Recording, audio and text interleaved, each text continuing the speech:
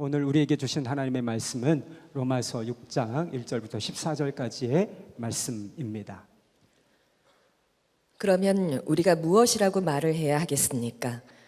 은혜를 더하게 하려고 여전히 죄 가운데 머물러 있어야 하겠습니까? 그럴 수 없습니다. 우리는 죄에는 죽은 사람인데 어떻게 죄 가운데서 그대로 살 수 있겠습니까? 세례를 받아 그리스도 예수와 하나가 된 우리는 모두 세례를 받을 때 그와 함께 죽었다는 것을 여러분은 알지 못합니까? 그러므로 우리는 세례를 통하여 그의 죽으심과 연합함으로써 그와 함께 묻혔던 것입니다. 그것은 그리스도께서 아버지의 영광으로 말미암아 죽은 사람들 가운데서 살아나신 것과 같이 우리도 또한 새 생명 안에서 살아가기 위함입니다. 우리가 그의 죽으심과 같은 죽음을 죽어서 그와 연합하는 사람이 되었으면 우리는 부활에 있어서도 또한 그와 연합하는 사람이 될 것입니다. 우리의 옛사람이 그리스도와 함께 십자가에 달려 죽은 것은 죄의 몸을 멸하여서 우리가 다시는 죄의 노예가 되지 않게 하려는 것임을 우리는 압니다. 죽은 사람은 이미 죄의 세력에서 해방되었습니다. 우리가 그리스도와 함께 죽었으면 그와 함께 우리도 또한 살아날 것임을 믿습니다. 우리가 알기로 그리스도께서는 죽은 사람들 가운데서 살아나셔서 다시는 죽지 않으시며 다시는 죽음이 그를 지배하지 못합니다. 그리스도께서 죽으신 죽음은 죄에 대해서 단번에 죽으신 것이요 그분이 사시는 삶은 하나님을 위하여 사시는 것입니다. 이와 같이 여러분도 죄에 대해서는 죽은 사람이요 하나님을 위해서는 그리스도 예수 안에서 살고 있는 사람이라는 것을 알아야 합니다.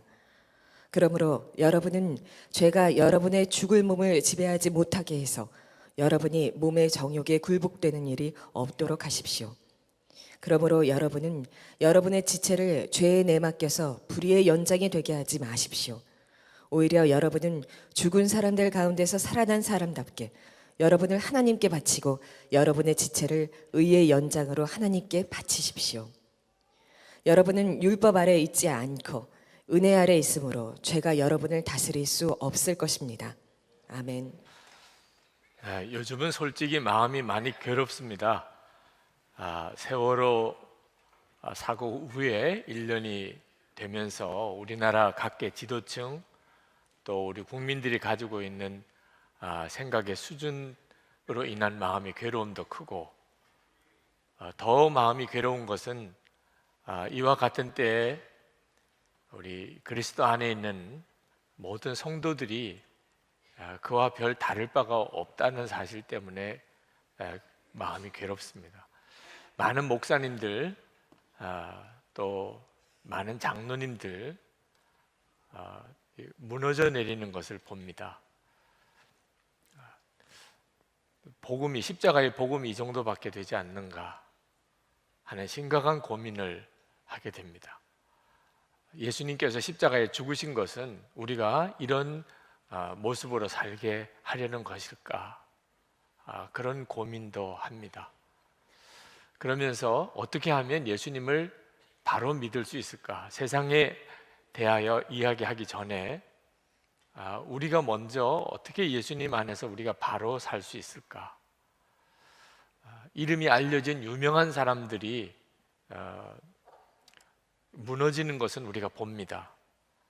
그러나 사실 이름 알려지지 않은 평범한 많은 사람들, 그 속에 있는 그리스도인들이 동일하게 수없이 실족하는 것을 보면서 어떻게 예수 믿어야 바로 믿는 거고 어떻게 예수 믿는 것이 잘 믿는 것인가에 대한 고민을 하게 됩니다. 오늘 하나님께서 그 말씀으로 우리를 바로 세우시기를 원합니다.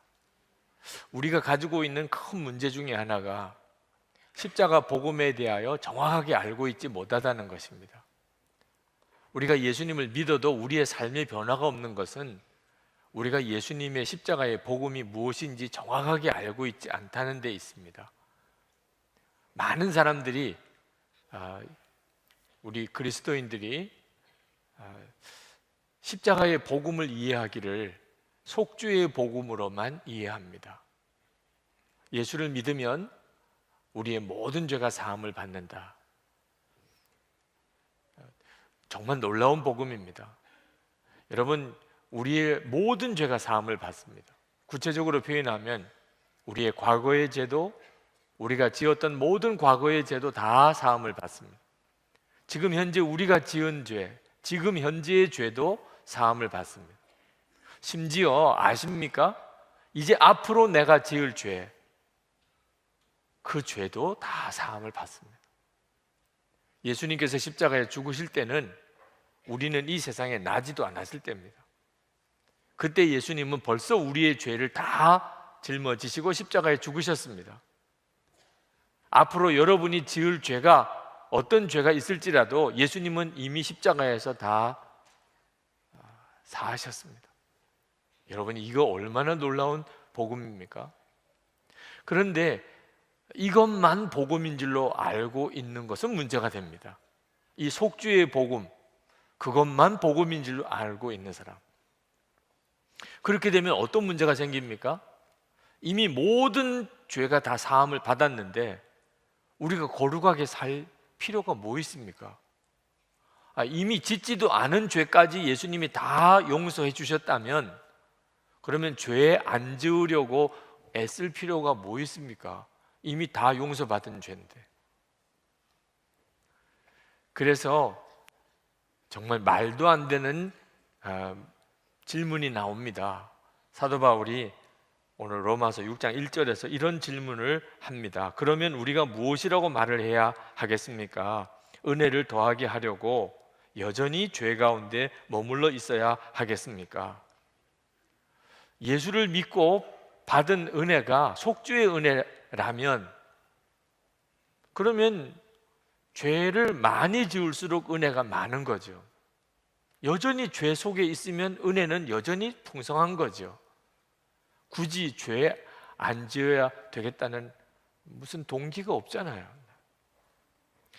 이런 질문은 로마서 5장 20절 말씀을 왜곡하고 있기 때문입니다. 로마서 5장 20절에 죄가 많은 곳에 은혜가 더욱 넘치게 되었습니다 라고 말씀합니다. 이 말씀을 잘못 왜곡하면 죄를 많이 지은 사람일수록 은혜를 많이 받는다는 겁니다.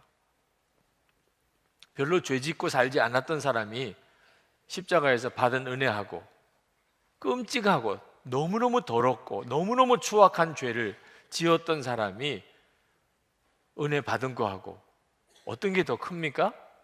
죄를 많이 지은 사람이 은혜를 많이 받은 거죠. 이런 식으로 이 말씀을 이해하고 있는 거죠. 이건 정말 말씀을 왜곡하는 겁니다. 여기서 죄가 많은 곳에 은혜가 많다는 이야기는 죄를 깨닫는 것을 말합니다. 여러분, 우리는 다 지옥에 갈 수밖에 없는 죄인이라는 것에서 똑같습니다. 누가 죄를 더 많이 짓고 덜 짓고가 차이가 없습니다.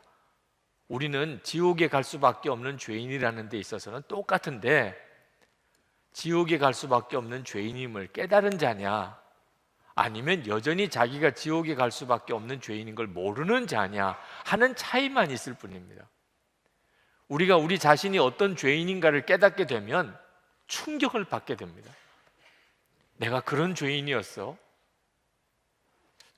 그러나 자기 자신이 어떤 죄인인가를 깨달은 것이 충격이지만 하나님의 은혜는 더 크다는 것을 깨닫게 되는 겁니다.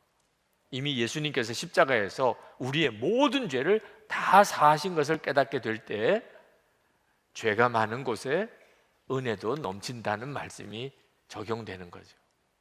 절대로 죄를 더 지으라, 여전히 죄 짓고 살으라고 하는 말이 아닙니다. 여러분, 우리가 예수님을 바로 믿으면, 정말 십자가 복음이 뭔지 제대로 깨달으면 죄 짓고 살 수가 없습니다. 그래서 사도 바울이 놀라운 말씀을 하는 겁니다. 2절 말씀에 보면 우리는 죄에는 죽은 사람인데 어떻게 죄 가운데서 그대로 살 수 있겠습니까? 우리는 죄에는 죽은 사람이라는 겁니다. 여기서 우리는 죽은 사람이라는 표현이 나옵니다. 우리는 그저 죄의 사함을 받은 사람만 아닙니다. 우리는 죄에서 죽은 사람입니다. 여러분, 죄에서 구원받는 길은 죽는 것밖에 길이 없습니다. 우리가 죄를 이길 수 있는 길은 노력해서는 불가능합니다. 여러분들도 죄 안 지으려고 노력해 보셨겠지만 성공하신 분이 있습니까? 노력해서 죄 안 지은 사람 있습니까? 그래서 하나님께서 우리를 죄에 대해서 죽게 하신 것입니다. 죄에서 죽는 경우에만 우리는 죄에서 벗어날 수 있는 겁니다. 여러분, 우리는 예수님이 십자가에서 우리를 대신해서 죽으셨다는 것을 믿습니다. 그러나 또 알아야 하는 것이 있습니다. 예수님이 우리를 대신해서 십자가에 죽으신 것뿐만 아니고 우리와 함께, 우리와 연합해서, 우리와 한 몸이 되어서 십자가에서 죽으셨다는 것도 분명히 믿어야 됩니다. 안타깝게도 예수를 믿는다는 사람들이 예수님이 나를 대신해서 죽었다는 것만 알지, 그건 분명히 압니다. 나와 함께 예수님이 십자가에 죽었다는 사실을 아는 성도는 많지 않습니다. 성경에 나와 있는데도 말입니다. 그 차이는 우리의 삶의 차이를 가져오게 되는 겁니다. 여러분, 예수님은 십자가에 죽으셨습니다. 그러나 우리도 십자가에서 예수님과 함께 죽었습니다. 어떻게 그렇게 됐습니까? 세례를 통하여 그렇게 된다는 겁니다. 우리가 세례를 받을 때 예수님이 죽으신 그 죽음이 나의 죽음이 된다는 겁니다. 3절 말씀을 보십시다. 세례를 받아 그리스도 예수와 하나가 된 우리는 모두 세례를 받을 때 그와 함께 죽었다는 것을 여러분은 알지 못합니까? 세례가 뭡니까? 세례는 예수님과 우리가 연합하여 한 몸이 되는 성례입니다. 여러분이 그 사실을 알고 세례를 받았던, 제대로 몰랐던지 간에 이 시간에 분명히 하셔야 됩니다. 세례를 받은 사람은 예수님과 연합하여 한 몸이 되신 겁니다. 그래서 예수님이 십자가에 죽으실 때 나도 죽은 것이지요. 그 말씀을 하고 있는 겁니다. 세례를 받은 것은 예수님과 연합하여 예수님과 함께 죽은 사람이 된 겁니다. 6절 말씀에 우리의 옛사람이 그리스도와 함께 십자가에 달려 죽은 것은 이라고 그렇게 말씀했습니다. 우리 옛사람이 그리스도와 함께 십자가에 달려 죽었다는 거죠. 그래서 예수님만 십자가에 죽으신 것이 아니고 십자가는 나도 죽은 십자가입니다. 우리는 단순히 죄사함만 받은 게 아닙니다. 우리는 예수님 안에서 우리도 십자가에서 죽은 겁니다. 그래서 사도 바울이 갈라디아서 2장 20절에서 그렇게 고백을 하는 겁니다. 내가 그리스도와 함께 십자가에 못 박혔나니 이제는 내가 사는 것이 아니요 내 안에 그리스도께서 사시는 것이라. 모든 성도들의 고백입니다. 우리가 예수님과 함께 십자가에 못 박혔습니다. 세례를 통하여 그 일이 우리 가운데 온전히 이루어졌습니다. 그런데 많은 그리스도인들이 자기가 죽었다는 것이 잘 믿어지지 않는다고 말합니다. 나는 안 죽은 것 같아요. 그렇게 말하는 성도들이 많습니다. 자신이 죽은 것 같기도 하고 아닌 것 같기도 하고 도무지 헷갈립니다. 그것은 죽는다는 것을 이렇게 이해하고 있기 때문입니다. 내가 죽었다면 나는 성질도 다 없어지고 혈기도 다 없어지고 분노도 없어지고 음란한 마음도 없어지고 욕심도 없어지고 이기적인 마음도 없어지고 예수님만 사랑하고 살게 될 거야, 죽었다면. 그런데 자기가 그렇지가 않으니까, 그러니까 내가 죽은 건가? 안 죽은 건가? 어떤 때는 죽은 것 같다가 다시 살아난 것 같다가 또 죽은 것 같다가 또 살아난 것 같다. 정신이 하나도 없는 겁니다. 오늘 여기에 계신 분들 중에 내가 정말 죽었다 이렇게 분명하게 고백할 수 있는 성도가 그렇게 많지 않습니다. 우리 한국 교회가 지금 다 이 문제에 빠져 있습니다. 속죄함을 받았다는 것에 대해서는 너무나 분명합니다. 근데 내가 죽었다고 하는 믿음은 너무나 희미합니다. 그래서 우리가 세상 사람과 그렇게 다르지가 않은 겁니다. 목사가 되고도 장로가 되고도 여전히 죄의 종노릇 하는 겁니다. 여러분, 6절 말씀에 보면 우리가 예수님과 함께 죽은 것이 옛사람이라고 그랬습니다. 육신이 아닙니다. 육신이 죽었다면 우리는 지금 무덤에 가 있어야 되는 거죠. 우리는 육신이 죽지 않았습니다. 우리가 죽은 것은 옛사람이 죽은 겁니다. 이 옛사람은 죄의 종로릇 하는 존재입니다. 우리의 옛사람은 죄의 종로릇 하는 존재였습니다. 근데 이 옛사람이 예수님과 함께 죽은 겁니다. 우리 육신은 여전히 그냥 살아 있습니다. 그래서 혈기도 그냥 있고 욕심도 그냥 있고 이기적인 마음, 음란한 생각 다 그냥 있습니다. 우리 속에. 그러면 예수님과 함께 옛사람이 죽었다는 게 무슨 의미가 있습니까? 큰 의미가 있습니다. 우리 속에 이 육신의 욕망은 여전히 존재하지만 더 이상 육신의 욕망에 종노릇하고 살지 않습니다. 왜냐하면 이 육신이, 죄가 지배하고 있던 옛사람이 죽었기 때문에. 그러므로 죄가 우리를 더 이상 지배하지 못하는 겁니다. 이제는 예수님의 생명으로 사는 거듭난 자가 살기 때문에, 새 생명으로 사는 자가 되었기 때문에 죄가 우리를 어떻게 할 수가 없습니다. 우리 속에 여전히 육신은 있지만 더 이상 그 육신이, 그 죄가 우리를 사로잡아서 우리를 지옥으로 끌고 갈 수도 없습니다. 옛사람은 죽어버렸으니까. 우리를 계속해서 죄 짓고 살도록 만들 수도 없습니다. 옛사람이 죽어버렸으니까. 그래서 6절 말씀에 우리가 다시는 죄의 노예가 되지 않게 하려는 것임을 우리는 압니다. 우리 옛사람이 십자가에 죽은 것 때문에 우리는 더 이상 죄의 노예가 아닙니다. 7절 말씀에 죽은 사람은 이미 죄의 세력에서 해방되었습니다. 그 말씀합니다. 육신은 죽지 않았는데 이렇게 자아만 죽은 경우를 여러분 이해하기 어렵지 않습니다. 분명한 예가 우리 주변에 많습니다.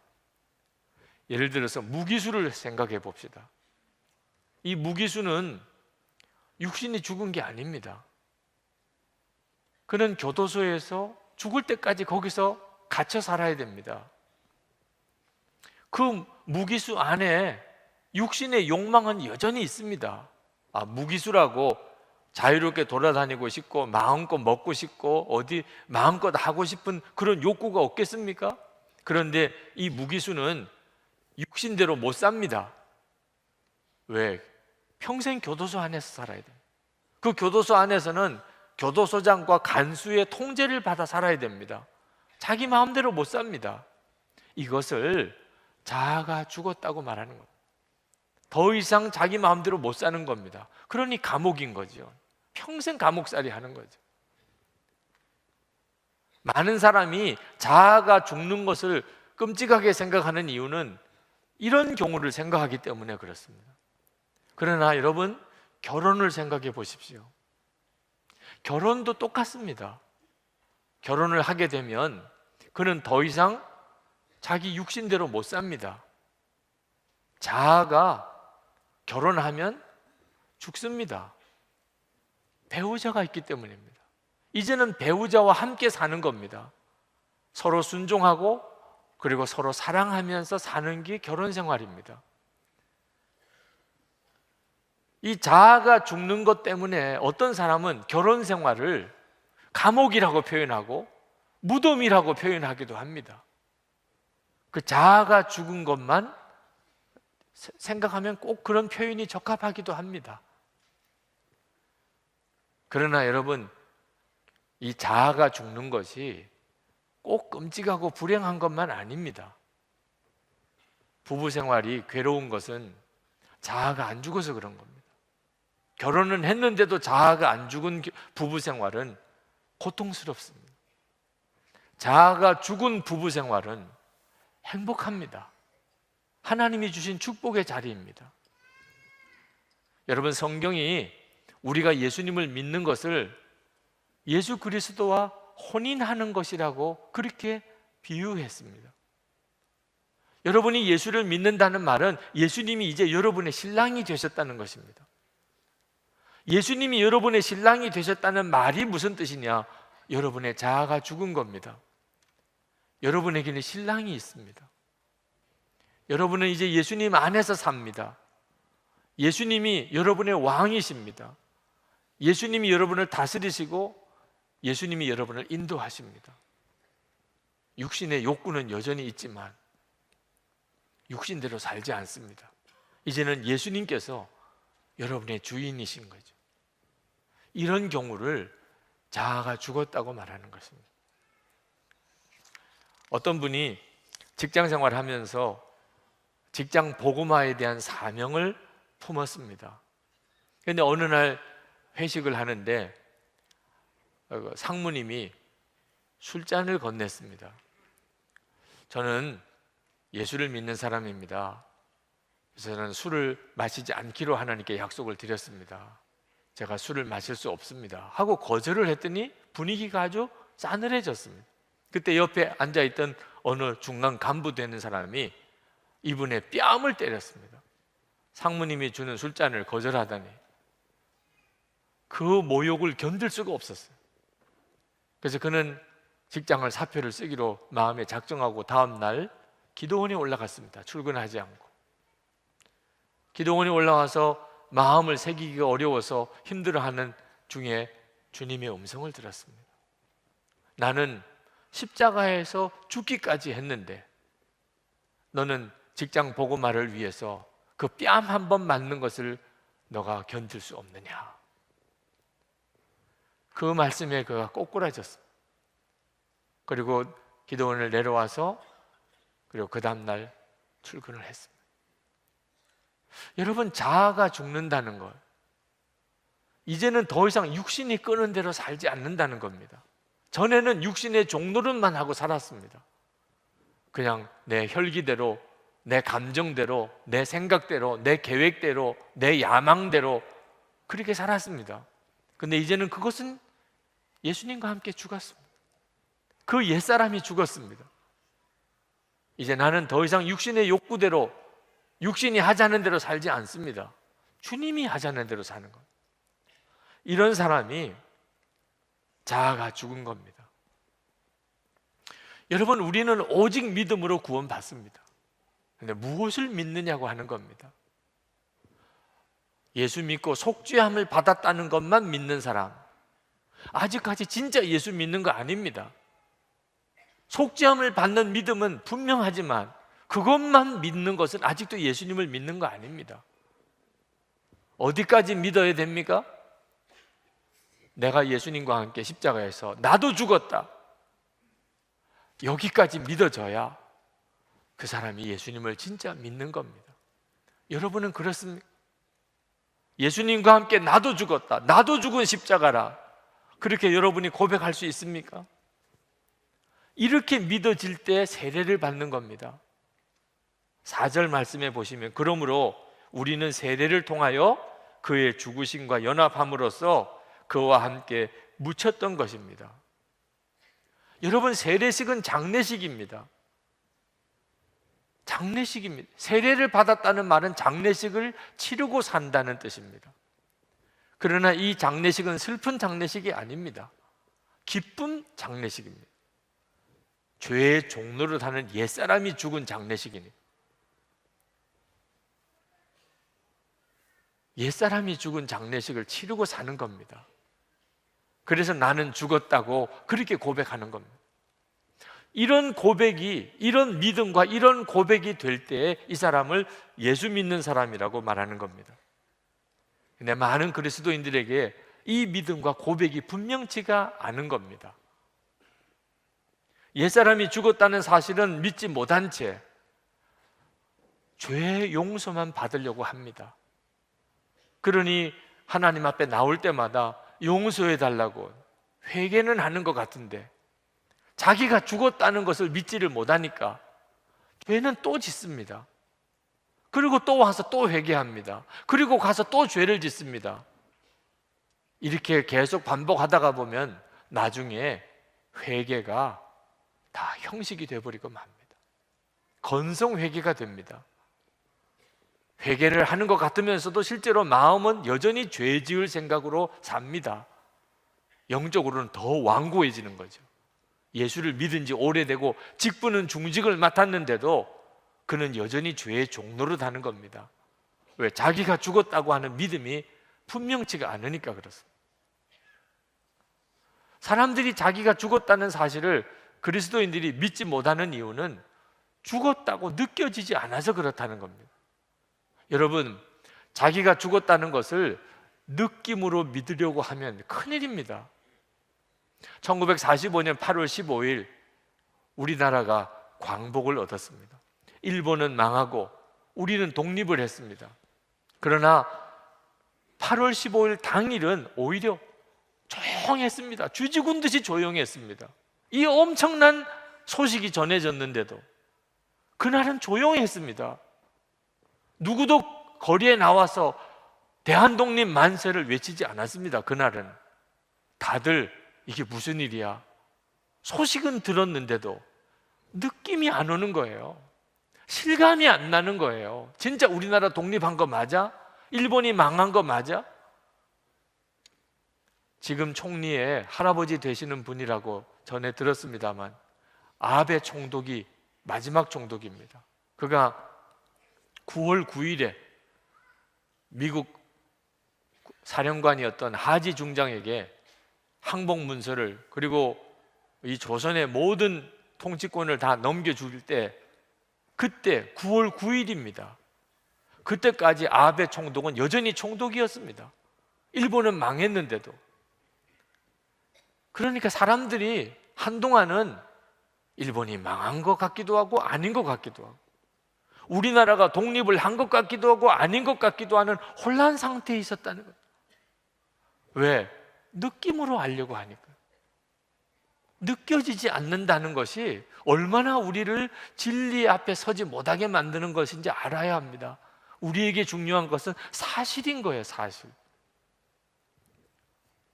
여러분의 옛사람이 죽은 것은 느낌으로 아는 게 아닙니다.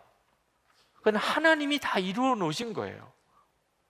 그 사실을 여러분의 성경책에도 기록되어 있잖아요. 분명히 기록되어 있잖아요. 그러니까 믿는 거죠. 믿고 난 다음에 그 다음에 체험이 오는 겁니다. 이제 막 결혼한 신혼부부, 부부라는 느낌이 있겠습니까?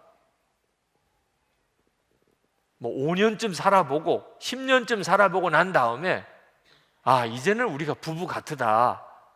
그래서 우리는 결혼했습니다. 그렇게 하는 겁니까? 결혼식 하고 나면 그러면 느낌은 아직도 부부 같지 않지만 우리는 부부지. 내 남편입니다. 제 아내입니다. 아니 어떻게 그렇게 말합니까? 사실에 근거하니까. 느낌은 아직 안 왔지만 사실이 그러니까 그렇게 고백하는 거죠. 여러분, 어떤 아이가, 부모 없는 아이가 입양을 받았습니다. 그 집에 아들이 된 거예요. 느낌이 오겠습니까? 부모 같은 느낌이 오겠습니까? 내 집 같은 느낌이 오겠습니까? 한 5년쯤 지나서 10년쯤 지나서 이제는 내 부모님 같고 내 집 같은 다음에 나는 이 집의 아들입니다. 이렇게 말합니까? 입양 수속이 끝나고 서류가 다 갖춰지고 그 집 호적에 이름이 올라갔으면 나는 이 집의 아들인 거죠. 사실이니까. 느낌은 아직 오지 않지만 사실이니까. 여러분 중에 여러분의 옛사람이, 죄의 종로를 닫은 옛사람이 정말 죽었구나 이런 느낌이 오는 사람이 이 자리에서 그렇게 많지 않으실 겁니다. 나는 여전히 죄의 종로를 하고 살아. 나는 아직도 죄를 못 이겼어. 내 옛사람은 아직도 죽지 않은 것 같아. 여러분 언제까지 느낌에 의존해서 믿으려고 하십니까? 그러면 여러분 죽을 때까지 진짜 믿음은 한 번도 가져보지 못합니다. 여러분의 옛사람이 죽는 것은 서서히 죽는 게 아닙니다. 큐티 열심히 하고 새벽기도 열심히 나오다 보면 어느 순간에 죽은 것 같은 때가 오는 것도 아닙니다. 여러분이 죽었다는 것은 오직 신실하신 하나님의 약속의 말씀인 성경책을 보고 아는 것입니다. 내가 죽었구나. 내 옛사람은 이미 죽었구나. 그리고 아멘입니다, 하나님. 그리고 고백하고 그것을 누리는 것입니다. 그래서 사도 바울은 로마서 6장 11절에서 강력하게 권합니다. 여기라. 이와 같이 너희도 너희 자신을 죄에 대하여 죽은 자로 여길지어다. 여러분, 여러분의 육신 안에는 죄의 욕망이 여전히 있습니다. 그때 여러분이 이렇게 하셔야 됩니다. 이제는 속으면 안 됩니다. 나는 이미 죽었어. 십자가에서 나도 죽었다고. 십자가에서 여러분 속에서 죄의 욕망이 일어날 때 다시 여러분을 사로잡으려고, 여러분을 노예 삼으려고 역사할 때 여러분이 이제는 진짜 믿어야 됩니다. 나는 죽었어. 십자가에서 나도 죽었다고. 내 옛사람은 이미 죽었어. 죄야, 사탄아, 너는 내게 아무 권한이 없어. 그렇게 고백해야 되고 그렇게 믿어야 하는 겁니다. 그러면 죄가 더 이상 우리를 지배할 수 없다고 했습니다. 14절에 죄가 여러분을 다스릴 수 없을 것입니다. 우리는 어쩔 수 없이 운명적으로 죽을 때까지 예수를 믿어도 죄의 종노릇하고 사는 거 아닙니다. 예수님이 십자가에 죽으신 것은 우리를 죄의 노예 생활하는 데서 건지시려고 십자가에 죽으신 것입니다. 12절부터 13절까지 죄가 여러분의 죽을 몸을 지배하지 못하게 해서 몸의 정욕에 굴복하는 일이 없도록 하십시오. 여러분의 지체를 죄에 내맡겨서 불의의 연장이 되게 하지 마십시오. 만약에 어쩔 수 없이 죄 짓고 사는 거라면 사도 바울이 이렇게 말할 리가 있겠습니까? 여러분 이것을 오늘 당장 적용하셔야 됩니다. 예배 끝나고 난 다음에 여러분 엘리베이터 앞에 섰을 때 적용하셔야 됩니다. 갈등이 많으실 겁니다. 육신은 계속해서 말할 겁니다. 그때 나는 죽었어. 옛사람은 나는 이미 벌써 죽었어. 선포해야 됩니다. 식당에 가셨을 때 시험 드는 일이 있을 겁니다. 분명히 빈자리인데 옷이 있고 빈자리인데 핸드백이 있고. 여러분 이렇게 하시면 안 됩니다. 물론 같이 밥 먹고 싶은 사람들이 있고 속회 식구도 있고 하는 것은 이해가 되지만 먼저 뛰쳐 올라가서 다 그렇게 자리 맡아 놓는 이런 일 때문에 어떤 분은 교회를 떠날 생각을 하고 있는 겁니다. 밥은 탔는데 앉을 자리가 없어요. 다 맡아 놓아서. 그래서 계단에 앉아서 쭈그리고 밥을 먹다가 내가 이 교회를 계속 다녀야 되나? 그래서 떠나면서 저에게 메일을 보내신 분이 있습니다. 여러분 식당에서 당장 적용해야 됩니다. 여러분은 육신의 욕망을 따라 어쩔 수 없이 사는 옛사람은 죽은 사람이라니까요. 이제는 예수님이 여러분의 주인이십니다.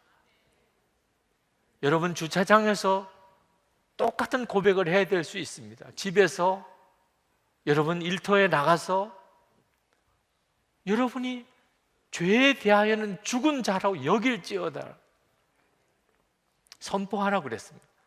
최근에 저 한남동에 있는 서울 드림교회 담임 목사님이신 김여수아 목사님이 멈춤이라고 하는 책을 쓰셨는데 그 책을 읽으면서 은혜를 받았습니다. 그 책 속에서 그 목사님이 미국에 있는 신학교에 다니실 때 이야기를 하셨어요. 학생들로부터 너무나 존경받는 아주 강의를 은혜롭게 하시는 교수님이 계셨는데 그 교수님에게 있어서 한 가지 문제는 시험 점수가 너무 짜다는 겁니다. 70점 이상을 받기가 어렵다는 소문이 나 있는 교수님이셨습니다. 열심히 공부를 해서 그 교수님 과목 시험을 보는데 문제는 별로 어려울 게 없는데 첫 번째 질문이 문제가 되는 겁니다. 첫 번째 질문이 당신은 이번 학기에 할당된 독서 과제물을 100% 다 읽었습니까? 예, 아니요. 그거 표시하게 되어 있습니다. 예라고 표시하면 가산점 10점을 받고 아니요라고 표시하면 10점을 뺍니다. 목사님은 솔직히 다 읽었다고 말할 수는 없었어요. 그러면 아니요지요. 근데 아니요라고 표시하면 10점이 빠지고 그러면 자기가 A 학점을 받을 수가 없어요. 자기는 꼭 A 학점을 받아야 되는데 그러면 예라고 표시를 해야 되는데 그러면 100% 다 읽은 건 또 아닙니다. 그 밑에 이렇게 교수님이 썼습니다. 만약에 당신이 이 질문에 정직하게 답을 할 수 없다면 절대로 목회하지 마십시오. 당신의 인격의 순전함의 결여가 하나님의 영광을 가리게 되고 목회의 치명적인 걸림돌이 될 것입니다. 종이 시험 마치는 종이 울릴 때까지 답을 쓸 수가 없었어요. 예와 아니요 사이에. 그러다가 시험지를 제출할 때 예라고 썼습니다. 이것이 바로 옛사람이 죽지 않은 사람의 삶입니다. 육신이 끄는 대로 사는 겁니다. 성적이 나왔는데 A 학점이었습니다. 전체 학생 중에 A 학점 받은 사람은 2사람밖에 없었답니다. 근데 그때부터 마음이 괴로워지기 시작합니다. 분명히 A 학점은 받았지만 나는 목사가 될 자격이 없어. 나는 거짓말로 받은 거야. 그 계속 성령께서 그 마음을 찔러서 괴롭게 했습니다. 하나님 앞에 회개했지만 마음이 풀어지지가 않습니다. 결국은 교수님을 찾아갑니다. 눈물로 그 사실을 고백했습니다. 울면서 고백했습니다. 그리고 용서를 구하고 그리고 학점을 취소해 달라고 했습니다. 여러분, 이것이 바로 자아가 죽은 사람입니다. 더 이상 육신의 욕망대로 살지 않는 겁니다. 주님이 이끄시는 대로 사는 겁니다. 그로 인해서 어떤 손해를 보든지 간에 교수님께서 말씀하셨답니다. 여호수아, 너는 목회자가 되려면 많은 도움이 필요하겠다.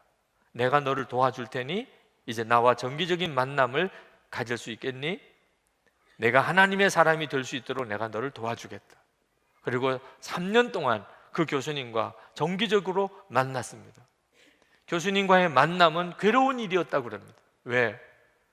솔직하게 대답하기 어려운 질문들만 자꾸 하시는 겁니다. 거짓으로 대답을 드리면 마음이 편안하지만 교수님이 말씀하시더래요. 내가 지금 내게 거짓말을 말하면 당장은 부끄러움을 모면할 수 있겠지만 결국은 그 거짓 때문에 더 큰 수치를 당하게 될 것이다. 그래서 정직하게 고백을 하고 이 연습을 3년을 하셨다는 거예요. 그러면서 자기 속에 얼마나 무서운 죄가 도사리고 있는지를 처절하게 경험을 했다는 거예요. 자기 속에 얼마나 죄의 심각성, 죄의 파괴성이 자기 속에 심각한지를 치를 떨 정도로 경험했다는 겁니다. 3년 동안 그 교수님과 만나면서, 그러면서 죄의 종로를 하지 않는 훈련을 받았다고 했습니다. 지금 그 목사님이 목회하시면서 하나님이 역사하시는 것은 아마 그 훈련 때문일 것입니다. 옛사람, 이미 십자가에서 죽은 옛사람으로 살지 않고 예수 그리스도로 사는 사람이 된 거죠. 여러분, 이미 죄에서의 승리는 하나님이 다 이루어 놓으셨어요. 우리 옛사람은 죽었어요. 그러나 여러분이 내가 죽었다는 믿음을 가지고 고백하고 선포하는 것이 없다면 그건 여러분의 것이 아닙니다. 그래서 사도 바울이 권하는 겁니다. 그리스도 예수 안에서 하나님께 대하여는 살아있는 자로 여길지어다. 11절 말씀에 죄에 대해서는 죽은 자로, 하나님을 향하여는 살아있는 자로 여길지어다. 그런데 거기에 그리스도 예수 안에서라는 표현이 나옵니다. 이 그리스도 예수 안에서라는 표현이 매우 중요합니다. 앞으로 로마서에서 계속 나오고 바울 서신에 계속 기록되어 있습니다. 이 그리스도 예수 안에서라는 표현은 예수 그리스도의 통치를 받는 가운데, 그런 뜻입니다. 여러분이 만약에 예수 그리스도의 통치를 받고 있다면 예수 그리스도 안에서라는 표현을 쓸 수 있습니다. 그러나 여러분이 예수님의 통치를 받고 있지 않다면 여러분은 예수님 안에 있는 게 아닙니다.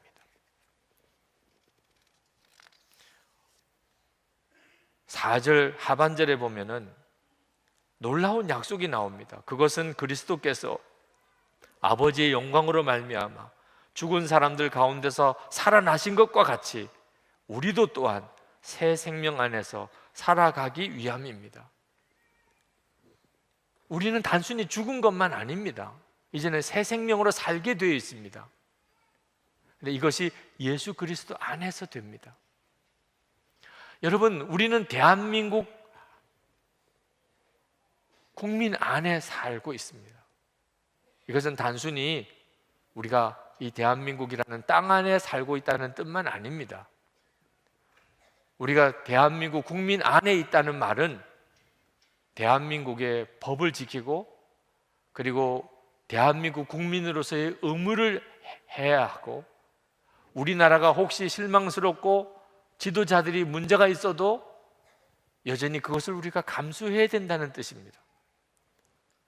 그러나 대한민국 국민 안에 있으면 놀라운 유익을 얻습니다. 우리가 해외여행을 나가면 그러면 어느 나라에 입국할 때 우리는 여권을 보여줍니다. 그 여권은 대한민국 국민이라는 뜻입니다. 우리가 어떤 사람인지는 전혀 물어보지도 않습니다.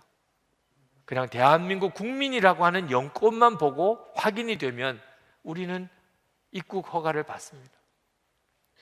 그건 정말 놀라운 일이죠. 예수 그리스도 안에 있다는 것도 똑같습니다. 예수 그리스도 안에 있으면 예수님의 통치를 받는 사람입니다. 예수님의 통치를 받는 사람은 예수 그리스도 안에서 약속된 놀라운 새 생명의 삶을 살게 해주십니다. 이것은 하나님이 하시는 일입니다. 더 이상 우리는 죄의 종노릇 하지 않아도 됩니다. 여러분, 언제까지 죄의 종노릇 하면서 사시겠습니까? 1948년에 네덜란드 암스테르담에서 세계 교회 협의회 총회가 열렸습니다. 개회 예배를 드릴 때 이 강단 앞에 관이 하나 놓여 있었습니다. 사람들이 누군가의 장례식을 개회 예배 때 한다고 생각했습니다. 근데 누가 장례를 맞았는지는 아무런 언급이 없었습니다. 예배가 진행되는 중에 사회하시는 분이 한 사람씩 한 사람이 나와서 이 관에 조의를 표하라고 했습니다. 그래서 사람들이 나와서 도대체 누가 죽었길래 이렇게 하는가 하고 와서 그 관을 들여다보고는 다들 깜짝 놀랐습니다. 그리고 심각한 얼굴로 그 관을 지나갔습니다. 그 관 속에는 큰 거울만 하나 있었습니다. 관을 들여다보는 사람, 그 사람이 그 관 속에 비치는 거죠. 자기 장례식입니다. 이것은 이미 성경에 분명히 우리에게 선언되어져 있는 것. 우리는 이미 장례식을 치른 사람.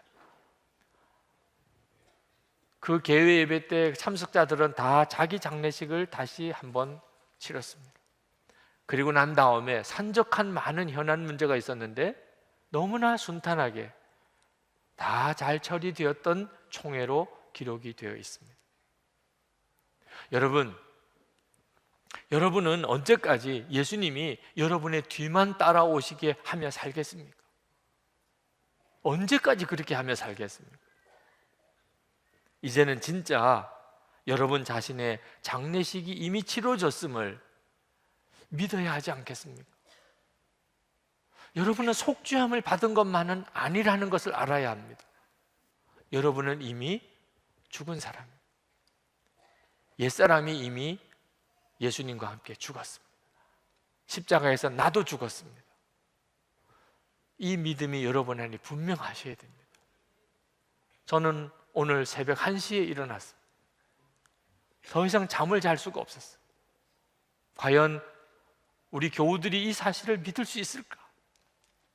듣기만 한 것이 아니고 정말 믿음으로 취하고 자리에서 일어날 수 있을까? 하나님 앞에 간절히 기도했어요. 그렇지 않으면 우리의 삶은 바꾸어지지 않습니다. 속죄함을 받았다는 믿음은 오히려 우리를 자꾸 죄에 대해서 더 무뎌지게 만듭니다.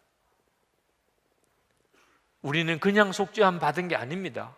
예수님과 함께 죽었기에 우리의 죄가 사함을 받은 겁니다. 이제는 여러분 말을 한마디 하셔도 그리스도 예수 안에 있는 사람이라는 것을 분명히 하셔야 됩니다. 여러분의 몸도 여러분의 삶도 이제는 예수님의 것입니다. 그때부터 여러분 한 사람만 이렇게 바르게 살아도 가정이 변합니다. 다른 가족들 변화라고 할 것도 없습니다. 여러분이 여러분의 옛사람이 죽었고 예수 그리스도 안에 사는 것만 분명히 하시면 가정은 반드시 변합니다. 교회도 변합니다. 그렇게 일터도 변하는 거고 세상도 변하는 겁니다. 요한복음 12장 24절에 내가 진실로 진실로 너에게 이르노니 한 알의 밀이 땅에 떨어져 죽지 아니하면 한 알 그대로 있고 죽으면 많은 열매를 맺느니라. 이것이 여러분의 삶에 그대로 이루어지기를 축복합니다. 기도합시다. 이 시간에 여러분 기도하실 때 제가 속죄함을 받은 믿음만 아니고 나도 십자가에서 죽었다는 믿음을 분명히 하고 살게 해 주옵소서. 이제는 이 믿음으로 살게 하소서. 그래서 내 심령이 변화되고 내 삶이 바꿔지고 가정과 일터가 바꿔지고 그래서 하나님의 영광을 위해 살게 해 주옵소서 라고 우리 다 같이 기도합시다.